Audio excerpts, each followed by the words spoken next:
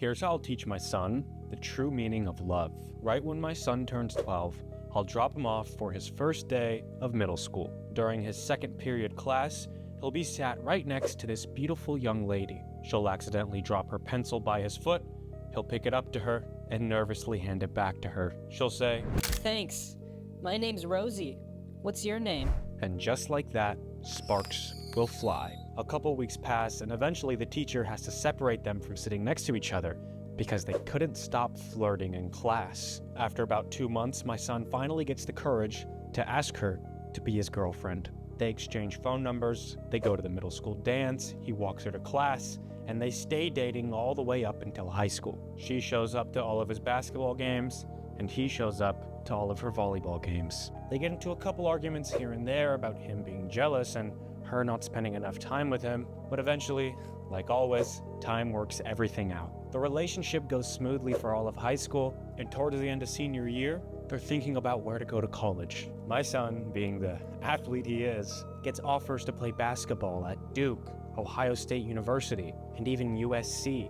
But his girlfriend, she doesn't really want to do too much. She doesn't come from as nice of a family, and she just wants to go to the local community college so she can fully weigh out her options. My son, who had been spending the past 10 years of his life working towards becoming a professional basketball player, and instead of taking one of these D1 offers, he decides to go to the local community college as well. Coincidentally, a week before their high school graduation is also their 7-year anniversary. My son wants to surprise his girlfriend and go all out. Since my son doesn't have a job, since he spent all of his waking hours training to play basketball, he asks me to help him out. I drive my son to the mall so we can get his girlfriend a nice gift. But right when we pull into the mall parking lot, we see his girlfriend's car. My son walks over to his girlfriend's car, only to realize that she's in there, but she's not alone. In the backseat of the car was her and the captain of the football team, Lamar.